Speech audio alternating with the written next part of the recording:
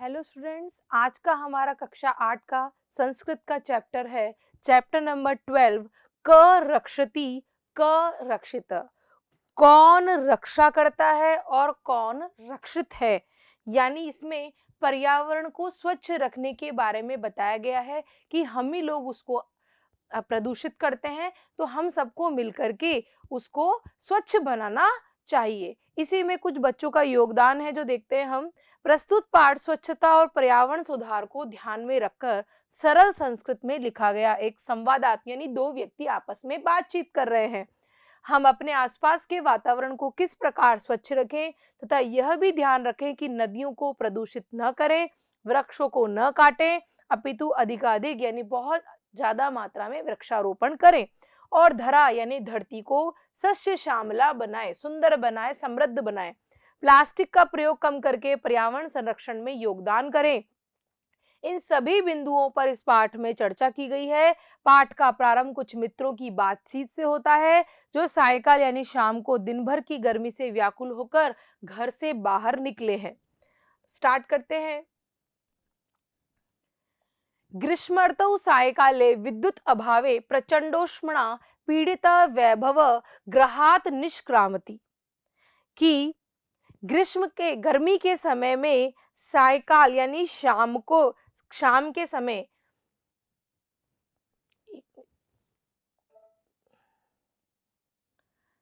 गर्मी की ऋतु में या ग्रीष्म ऋतु में शाम के समय विद्युत यानी बिजली के अभाव में और बहुत तेज गर्मी से पीड़ित परेशान वैभव घर से बाहर निष्क्रांति निकलता है।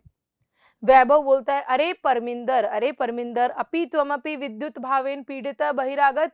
तुम भी विद्युत यानी बिजली के अभाव से पीड़ित होकर के, परेशान होकर के बाहर आए हो। परमिंदर बोलता, आम मित्र, हाँ। एकतः प्रचंडा तपकालः अन्यतश्च विद्युत अभाव। एक तो प्रचंड गर्मी और दूसरी ओर विद्युत यानी लाइट का अभाव। परम बहिरागत्य अपि पश्यामि यत वायु वेगतु सर्वदा अवरुद्ध। एक तो प्रचंड गर्मी के प्रभाव से और दूसरा बिजली नहीं आने के अभाव से, दोनों से ही मैं जब बाहर आया तो मैंने देखा कि वायु का वेग, वायु भी नहीं चल रही है, तो वायु का वेग, वायु की गति भी सर्वदा अवरुद्ध, सब जगह से रुकी हुई है, मतलब हवा भी नहीं चल रही है। सत्यमेवोक्तम, सत्य ही कहा है। प्राणिता पवनेन जगत सकलम सृष्टि निखला चैतन्यमयी क्षणमपि न जीव्यते अनेन बिना सर्वातिशयाई मूल्यम पवन। प्राणिति पवनेन जगत, वायु के द्वारा संपूर्ण जगत, सकल यानी संपूर्ण, प्राणिति यानी प्राणों, जगत यानी संसार और पवन यानी वायु, कि वायु के द्वारा संपूर्ण जगत प्राणवान, उसमें जीव आ जाता है और संपूर्ण सृष्टि निकला यानी संपूर्ण सृष्टि चैतन्यमयी सजीव हो उठती है। कि वायु के द्वारा संपूर्ण जगत प्राणवान यानी उसमें जीव आ जाता है और संपूर्ण सृष्टि सजीव हो जाती है, उठ जाती है। क्षणमपि न जीव्यते अनेन, और वायु के बिना एक क्षण भी रहना, जीवित रहना असंभव है। एक क्षण भी वायु के बिना जी नहीं सकते। सर्वातिशायी मूल्य पवनः, कि पवन सबसे अधिक मूल्यवान है, हमारे लिए इम्पोर्टेंट है, उसके बिना हम बिल्कुल भी नहीं रह सकते हैं, पल भर भी नहीं रह सकते हैं। तो फिर विनय बोलता है, अरे मित्र, शरीरात न केवलं स्वेद बिंब अपितु स्वेद धरायु प्रस्तवंती स्मृति पथ मायाति शुक्ल महोदय रचिता श्लोको। कि विनय बोलता, हे मित्र, शरीर से न केवल पसीने की बूंद, स्वेद बिंदु यानी पसीने की बूंदे, अपितु बल्कि पसीने की धाराओं के समान बह रही है। पसीने की बूंदे नहीं, पसीना एक धारा के समान बह रहा है, नदी के समान बह रहा है। स्मृति पथ, इसलिए महोदय, क्या शुक्ल महोदय के द्वारा रचित यह श्लोक याद रखने योग्य है, याद करने योग्य है?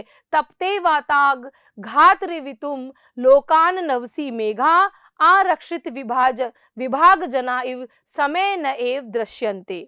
कि जिस प्रकार समय पर आवश्यकता पड़ने पर पुलिस विभाग के लोग दिखाई नहीं देते, आरक्षित विभाग यानी पुलिस विभाग के लोग, या नीचे से लाइन से स्टार्ट करेंगे, पुलिस विभाग के लोग जब उनकी आवश्यकता पड़ती है सही समय पर वह दिखाई नहीं देते, नहीं दिखाई देते, उसी प्रकार जिस प्रकार लोगों को गर्म हवा के आघातों यानी लू, जब गर्म हवा के आघात लगते हैं, लू के थपेड़े लगते हैं, उससे बचाने के लिए आकाश में बादल भी दिखाई नहीं देते। कि जब लू के थपेड़े लोगों को परेशान करते हैं तो आकाश में बादल नहीं दिखाई देते। उसी प्रकार जिस प्रकार से कि आवश्यकता पड़ने पर पुलिस विभाग के लोग दिखाई नहीं पड़ते। ये विनय बोल रहा है।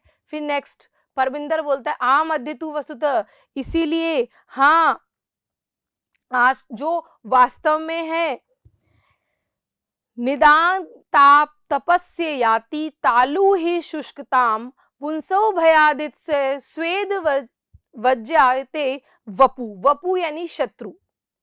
कि गर्मी के, जिस प्रकार गर्मी के ताप से पीड़ित मनुष्य का, बहुत ज्यादा गर्मी से परेशान मनुष्य का तालु यानी कंठ भी सूख जाता है, गर्मी के ताप से पीड़ित मनुष्य का तलवा सूख जाता है, वैसे से भयभीत मनुष्य के समान शरीर पसीने से गीला हो जाता है। भयभीत मनुष्य के समान मनुष्य के पसीने से शरीर गीला हो जाता है।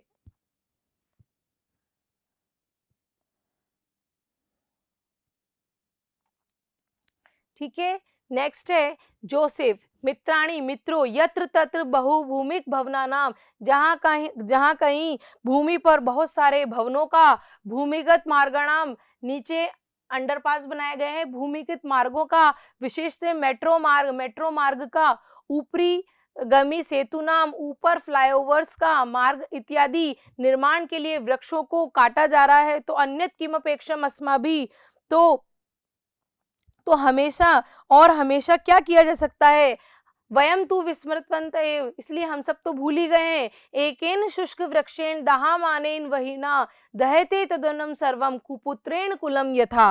कि अग्नि के द्वारा एक सूखे पेड़ को जलाए जाने पर, कि सूखे पेड़ को जलाए जाने पर अग्नि से सारा वन जल जाता है, उसी प्रकार वैसे ही एक कुपुत्र के द्वारा सारी सृष्टि का, पूरे घर का नाश हो जाता है, पूरे परिवार का नाश हो जाता है।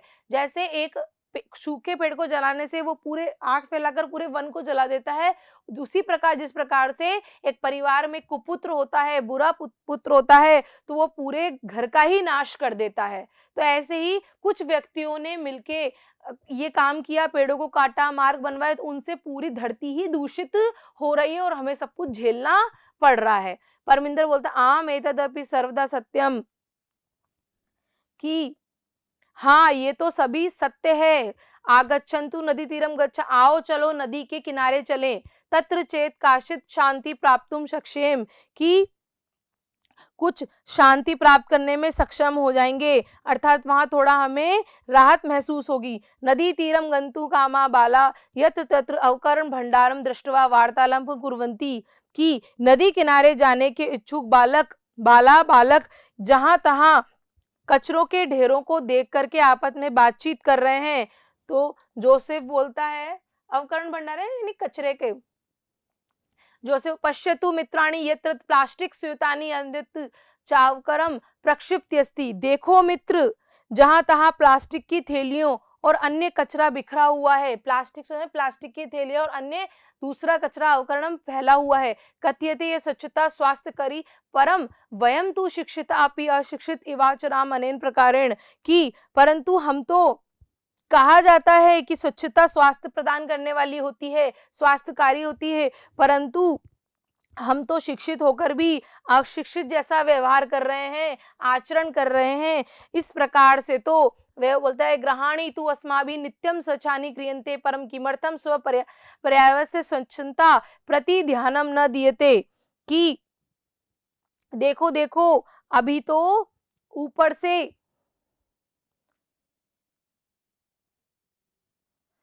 वैभव बोल रहा है, देखो देखो, अभी तो ऊपर से मार्ग में कूड़ा फेंका गया है। क्या ये तो स्वास्थ्य के प्रति पर्यावरण के प्रति अनिंदनीय है, स्वच्छता का ध्यान नहीं रखा हुआ। विनय बोल रहा है, पश्य पश्य उपरते इदानीम अपि अवकरम मार्गेषु प्रति। देखो देखो, ऊपर से कोई कचरे को नीचे मार्ग में फैला रहा है, गिरा रहा है, फेंक रहा है। आहुए महोदय पुकार कर बोलता है, महोदया कृपाम कुरु मार्गे भ्रमत्सु एतत्तु सर्वदा अशोभनम कृत्यम। कि मार्ग में घूमने वालों पर कृपा कीजिए, और ये पूरी तरह से अशोभनम, अच्छा काम नहीं है। हम अस्मत् सदृशम बाले भवती सदृश संस्कारम देयाह। कि हम जैसे बालकों को, आप जैसी महिलाओं को संस्कार देने चाहिए, आचरण देने चाहिए, और आप हमें क्या शिक्षा दे रही है, ऊपर से कचरा फेंक रही हैं। रोजलिन बोलता है, कि आम पुत्र, हाँ पुत्र। रोजलिन बोलती है, हाँ पुत्र, सर्वदा सत्यम वद, तुमने सही कहा। क्षम्यन्ता, मुझे क्षमा कीजिए। इदानीमेव गच्छामि, कि मुझे क्षमा कीजिए, तुम सच बोल रहे हो, इसी समय आती हूँ। रोजलिन आगत्य बाले साकम स्वक्षिप्त अवकरम मार्गे विकीर्णमय दवकरम च अपि सह गह्य अवकरण कंडोले पात्यति। रोजलिन आकर के बालकों के साथ मिलकर अपने द्वारा फेंके गए कचरे को मार्ग में से उठाती है, और अन्य कचरे को भी एकत्रित करके और कचरे के डब्बे या कूड़ेदान में डालती है, पात्यति, डालती है। फिर बालक बोलते हैं,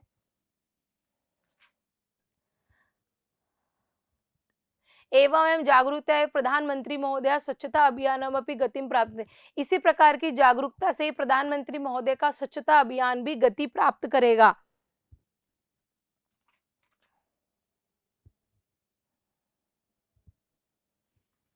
विनय बोलता है, पश्य पश्य तत्तदेन, देखो देखो, शाक फलादि अवकरणे सह प्लास्टिकस्य तुमपि खादति। कि शाक, सब्जियों और फलों के साथ ही वह प्लास्टिक को भी खा रही हैं। यथा कथिचित निवारेशा, कि इसका भी निवारण करना चाहिए।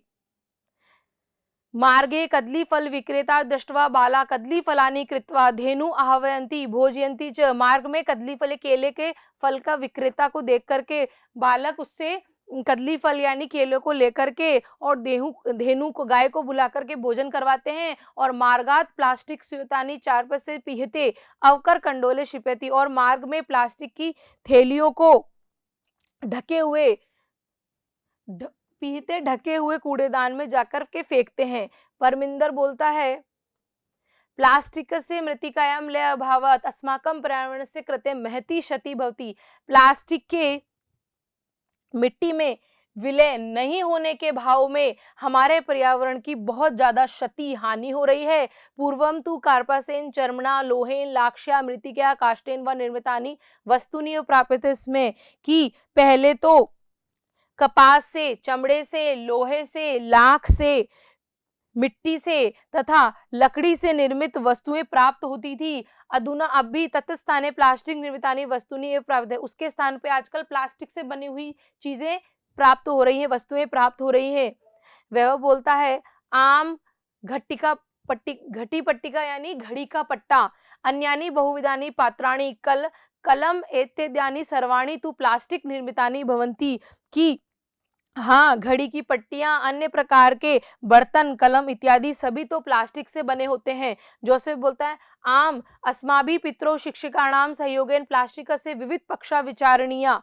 कि हाँ, अपने माता पिता और शिक्षकों के सहयोग से प्लास्टिक के विविध पक्षों पर ध्यान देना योग्य है, ध्यान रखना चाहिए। पर्यावरण सह पशव अपि रक्षणीय, पर्यावरण के साथ हमारे लिए पशु भी, उनकी भी रक्षा करनी चाहिए। एवं ते सर्वे नदी तीरम प्राप्ता नदी जले निमज्जिता भवंती गायंती ज। इस प्रकार बातचीत करते हुए नदी तट पर पहुंच जाते हैं और नदी के जल में डुबकी लगाते हैं और गाते हैं,